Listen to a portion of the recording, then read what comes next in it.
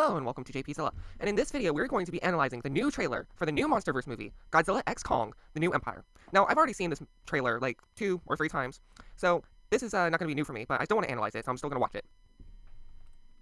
Alright, let's get started. Oh, the subtitles. Ethereal voices. Needle scraping.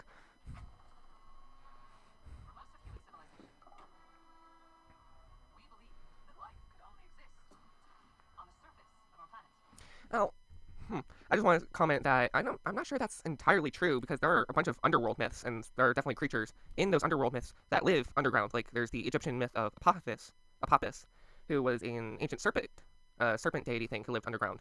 And of course, there's Greek myths too, so I just want to point that out. It's Bumblebee! I'm kidding, it's not. Okay, so this is actually Kong right here, and why he's rising out of a sinkhole in Egypt, I don't know, but we'll find out. I think there are some rumors that Kong and Godzilla were going to fight in Egypt at the start of the movie. However, we see here that Kong has his arm brace, which clearly comes later because he's not wearing it all throughout the film. So this is going to be a later fight, and I definitely don't think it's going to be Godzilla versus Kong. It's probably going to be something more like Kong versus the Scar King or Shimu or something like that.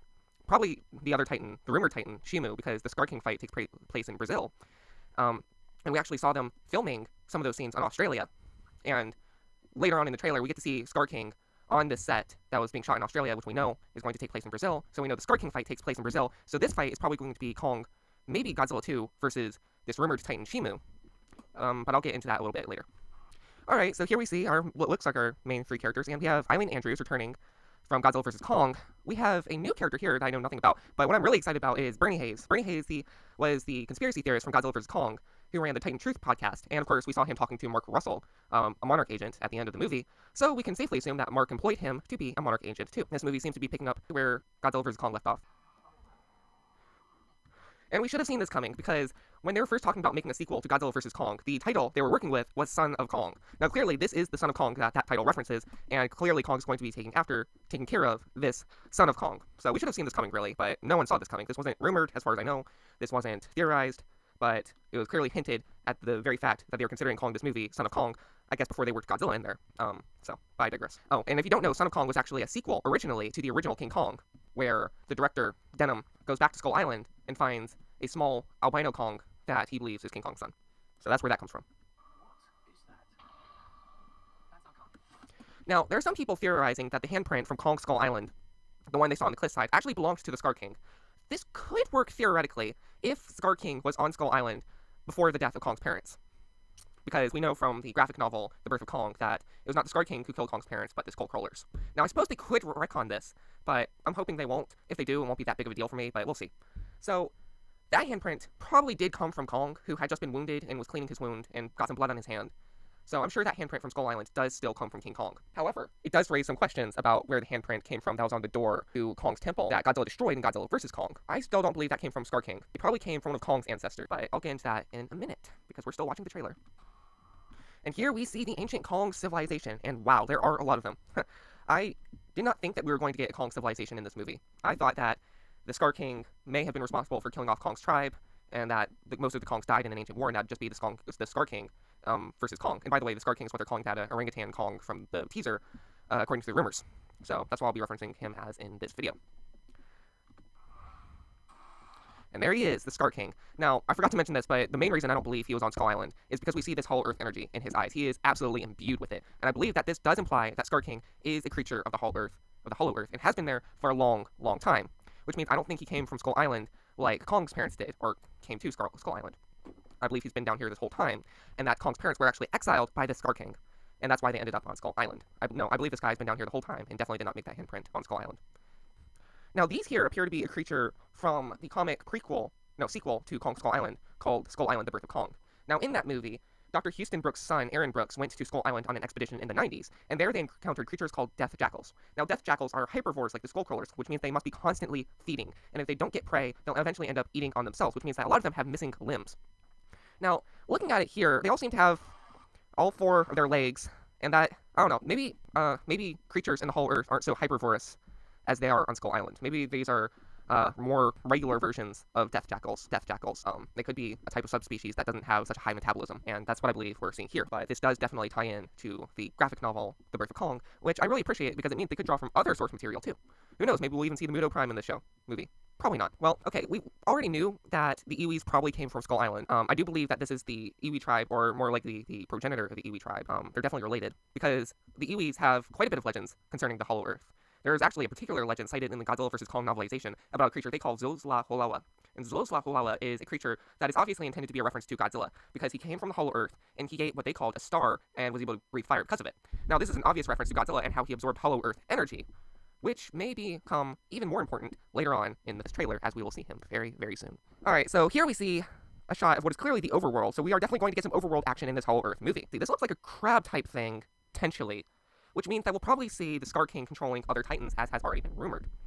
Why do I think this? Because we see the Scar King clearly in a shot of what I can only assume to be Brazil, which means that Scar King is going to invade the Hollow Earth. Godzilla told all the titans to go to sleep, but I don't think the Hollow Earth titans are really under his control, just the overworld titans, because we see the war bats, so they were clearly active and awake, and nothing really seemed to be lying dormant in the Hollow Earth, which means that I don't think they were responding to Godzilla's call to lay dormant. I think those were just the overworld titans, and we'll see the Hollow Earth titans are under Godzilla's control. They're under the Scar Kings, which means that I think this active titan means that the Scar King called forth his titans to the overworld, and they will not be under Godzilla's control. Alright, there's a lot to talk about here. There's a lot to unpack. First of all, the obvious. Godzilla is pink, or purple, or a light shade of red, whatever you want to call it. He is that. But Hollow Earth energy is blue. Or is it? We do see a lot of purple in some previous Hollow Earth shots, like this shot here. That is clearly very, very pinkish purple. And Godzilla here is clearly also very pinkish purple. Now, what do I think this means? Well, there is a rumor that there's an ancient titan, a sort of father of all titans character called Shimu. Now, whether I'll say this rumor is true or not, obviously I don't know, so I can't tell you, but I'm going to assume, for the sake of this theory, that it is true. Now, this titan is said to feed on a primordial form of Hollow Earth energy, something maybe even older than the blue substance that Godzilla feeds on. And we do see a lot of purple energy in this movie. I think the purple energy comes from a more interior location of the Hollow Earth, maybe even a Hollow Earth within the Hollow Earth, that is predominantly a purple power, like a more concentrated form of the more predominant Hollow Earth energy on the outer Hollow Earth. I think Godzilla has been feeding on this to get the upper hand on the Scar King and Shimu. Now, why would he need to prepare for a fight against Scar King and Shimu? And that's because he is already lost. What do I mean? How do I know that? Well, I'll tell you how I know that, or how I think I know that. We get a good shot of Godzilla's dorsal plates, and these are not the same dorsal plates from 2019. That is Godzilla 2019's dorsal plates, and this is not. Now, why could Godzilla's dorsal plates change? They've already changed before in the past, because Godzilla 2014 had the jagged dorsal plates, and obviously that is different from 2019, and obviously 2021 is going to be different from 2019 too. Now, why did Godzilla's dorsal plates change the first time? It's because he got injured against Muto Prime. In that fight, Muto Prime let out a sonic scream that literally shattered Godzilla's dorsal plates, and he had to regrow them from scratch, resulting in the new dorsal plates we see in 2019. So what do I think these new dorsal plates mean? I think it means that Godzilla once again loses a fight, this time against Shimu and the Scar King, and has his dorsal plates broken. Now, I could be off here. Maybe they just wanted to change it for aesthetics, but we clearly see he has his old dorsal plates when he's hibernating in the ice. Now, do you think he's just going to shed them? No, I don't think he's just going to shed them out of the blue. I think that he's going to have to regrow his dorsal plates entirely, because those are the 2021 dorsal plates. The maple leaf structure, yeah, that's 2021 and 2019. This is new, which means that he probably is going to fight Scar King and Shimu at the beginning of this movie. At least Shimu. What I think is going to happen is that Godzilla and King Kong are going to try to take turns fighting the Scar King and Shimu, which means that I think Scar King will actually have a lot of overworld screen time. I don't think he's going to be in the whole Earth for most of the movie. I think he's going to come to the upper Earth, very early on in the movie, and that Godzilla is going to try to stop him and gets his spines broken and has to go hibernate in the ice. Now, I also want to point out that him being in the ice at the beginning of this movie, or somewhere towards the middle of this movie, whatever, is very reminiscent of when Godzilla breaks out of the ice in King Kong vs. Godzilla, classic one. So I really love seeing a nod to that movie in here. There's also something else I want to talk about. This Godzilla is basically a new Godzilla 2000 design. It's a new take on the Godzilla 2000 design. And if you don't know about Godzilla 2000 was Toho's answer to the bad American Godzilla movie from 1998, which they believe took the spirit of Godzilla out of Godzilla. But when they did that, they still revised Godzilla's look a little bit, and they actually gave him an interesting spin on his design. They gave him purple spikes. Not only did they give him purple spikes, they gave him very jagged purple spikes, unlike any shape we've seen before. They weren't the maple leaf shape. They were a lot sharper and more pointed, much like we see here, and I'll show you what I mean. This is a clip from Godzilla vs. Megaguirus, and we see Godzilla rise out of the ocean.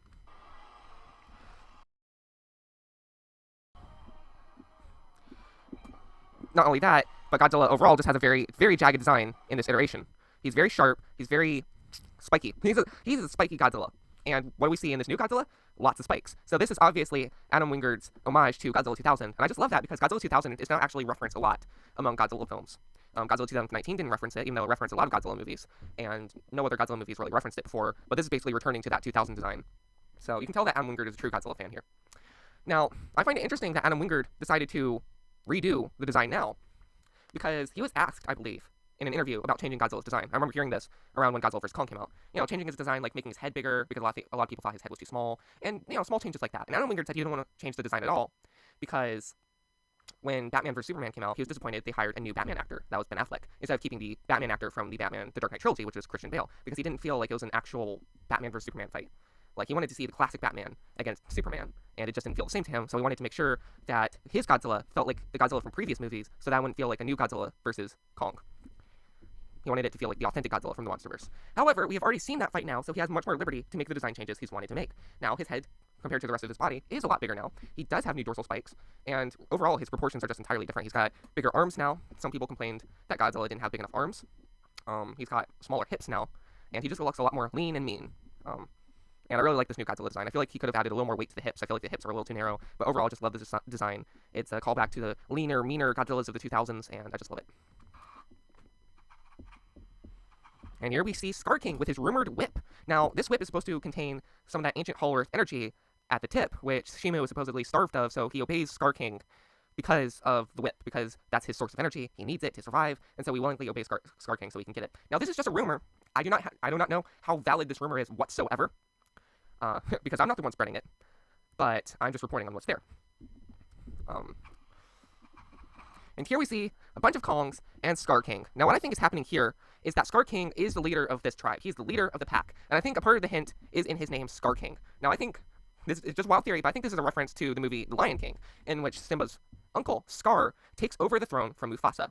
Now, I think that this could indicate that Kong is the rightful king, but that this Kong usurped his ancestor's throne long ago, probably his grandfather.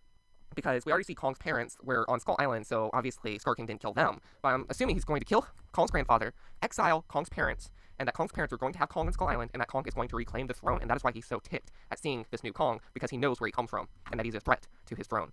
And I think this is the movie that's finally going to crown Kong as King Kong, because King has been missing, notably, from his name for a very long time. Now, I know there are extra copyright issues surrounding that issue of Kong versus King Kong, and I don't know much about if that's being sorted out, if that's been sorted out, but without the copyright issues, I think this is going to be where Kong officially becomes King of the whole Earth, and probably gain dominion over Titans, just like Scar King notably does. At least, that's what I see in it. And that Godzilla is going to rule as king of the surface Titans, Kong's going to rule as king of the whole Earth Titans, and that way there will be a balance between them, and Kong fans can be happy, Godzilla fans can be happy, because at the end of the day, it's just a monster movie. Team Godzilla.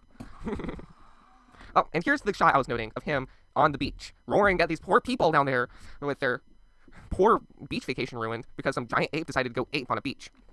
Now, this was shot in Australia. I believe it's been confirmed to be a Brazil scene, which is why I said that Kong is going to fight Scar King in Brazil, I think, and that the time he appears in Cairo is going to be when he's fighting this other rumored Titan, Shimu, but I could be completely wrong about that. And here we see Godzilla's new energy beam, which I think looks dope. I know a lot of people disagree with me. They think the pink looks weird. I like it, though. Red might look cooler, but I'm okay with the pink.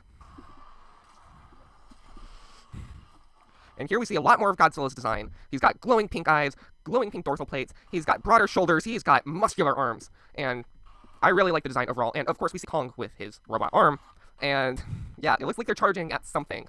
And you actually see pyramids back there, so this is probably close to one of the Iwi settlements. They might right now be protecting the Iwi people, or the ancestors of the Iwi people. So this might be where Scar King or Shimu tries to besiege this ancient people, and Kong has to protect his people now with the help of Godzilla. And I love these crystals. They kind of remind me of no one is going to have seen this movie, but it's the Ultraman Zero, The Revenge of Belial, and Ultraman Belial was using these big green crystals to fuel himself and turn himself into Arch Belial. I'll have to leave a picture here or something, but yeah, that's what it reminds me of.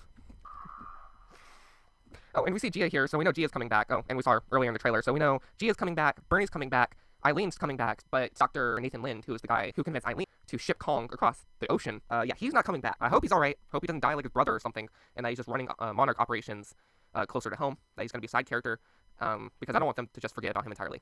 But we'll see how that works. And yeah, that's another thing I wanted to talk about, is the Godzilla design. It reminds me a lot of this fan design here, done by Mechagodzilla 2009, or 2009 Mechagodzilla, this guy right here. And apparently this was done for a fan animation called Godzilla Bonds of Blood. I've never seen it, but I know the design looks really cool, and that's what the new design reminds me of, is this Godzilla right here. So yeah, I wonder if I think Adam Winger's taking notes. I think Adam Winger's probably seen this and is taking notes, but that's just my theory. Let me know your thoughts in the comments down below. Otherwise, I think that's it. I think that's everything I have to cover. If I think of anything else, I'll let you know. Until then, this has been JP Zilla.